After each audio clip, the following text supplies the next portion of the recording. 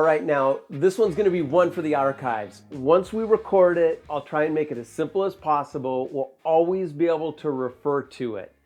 Today, we're going to talk about how you take a GPX file. A GPX file is a three-dimensional track that you can follow whether you are on or off the grid. So you can record your path, or somebody else can record their path, and then you can download that on the internet.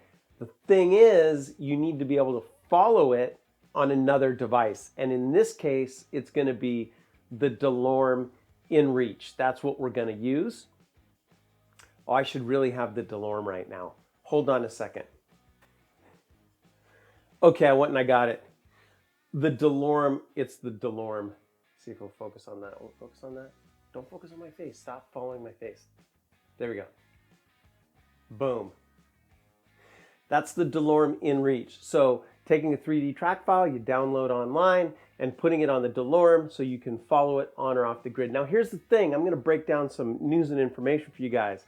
Using this to follow a 3D track is starting to get to be an outdated technology because, well, our app will allow you to do it in the map, in our app. It'll be a little bit easier to do. You won't have to go through all these steps. But that's not for a little while yet. Still, you can download the beta version of our app. In the description, it's available to you for free, and then we'll have the live version in the stores coming up here in about a couple weeks. You'll be able to download it. It's available for both iOS and Android. Okay, so now I'm going to need to transition to the computer, but again, take a 3D GPX file and load it onto a DeLorme InReach or other device so you can follow it off the grid.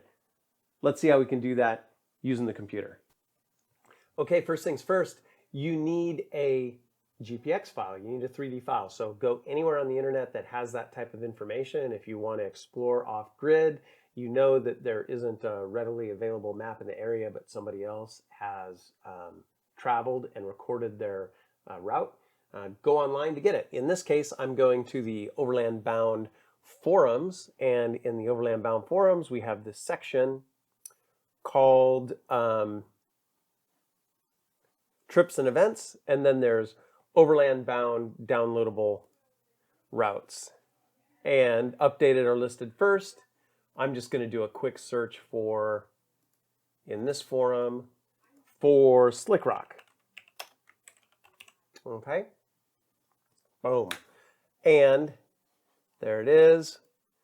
I'm going to click into that, and I'm going to the original post. Boom. And then I'm going to download the GPX file. We're going to put that on the desktop. I'm going to download the KML file. Now let's cover one thing first. If you're on a desktop, one of the best tools for looking at a KML file is Google Earth. It is awesome. This happens to be my track. You can see it here in Google Earth. And the recorded track is a track that I made, and it is much more accurate than, you'll see the Forest Service route here, and you see how the line is different.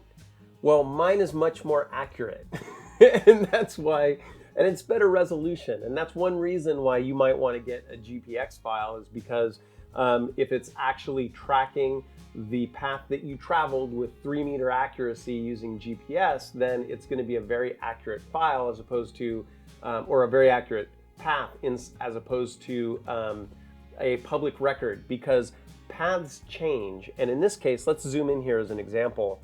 You'll see how these diverge. And if you look at the terrain, you can actually see the path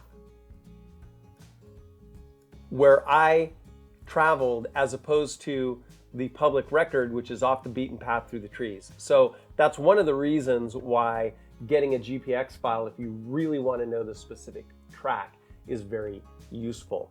So again, I'm just using Google Earth here to review on a desktop. will give you a good idea. Now I could get into the features of our app coming up. We'll get there. You'll be able to review this on your phone in 3D. It's on our future roadmap. But for now, Google Earth is a great tool for viewing your KML files. There are also GPX to KML converters. I'll put that link in the description as well. So if you have a GPX, you want to look at it in Google Earth, you can convert it to a KML and then open it up in Google Earth. But now what we want to do is we want to get it onto our Garmin InReach device. And so now we need to go through the steps of getting it onto the device. How do we do that? Okay, now we got that GPX file. Here's the deal. You got to go to explore.garmin.com and it's in your account. When you get your Garmin InReach device, you'll get instructions on how to do this. Now, I am not going to pretend like this is a simple process, right? So I'm not here selling Garmins. In fact, it's rewind to 1996 and you'll do just fine. The software is certainly outdated. I'm going to give you the streamlined approach, but you're bound to run into some bumps that are going to have you're going to need to troubleshoot, okay? So now, important to go to explore.garmin.com, otherwise you'll go to their promotional site and it'll be very confusing. So now I'm logged in, explore.garmin.com, and this is the map. From the map, I simply, in the upper right, I say import. Oh, and if the button doesn't work, just refresh your browser. It's intuitive. Okay. So hit the import, here we go, import GPX KML. I'm gonna say import as a track. You wanna import it as a track because it has much greater detail than if you import as a line, and you want that greater detail. So we're gonna import it as a track. We're just gonna add it to my library. I didn't create a collection. And then hit next. We're gonna drag our GPX file right here, pretty simple here. And then we're gonna say import. There you go. Now, you'll see on the map, I don't see anything. Again, intuitive. Aha! Now, you have to convert it to a route, otherwise when you sync your Garmin device, it's not gonna show up in the route section of the device itself. So, convert it. I'm gonna say, delete the original. Hey, look, it worked. So that's great. Okay, there is the route on the map. Now, to get it on your device, you have to attach your device to the computer and you have to use the sync application to sync the data. Won't it be easier when this is all on the phone? Okay, I'll stop.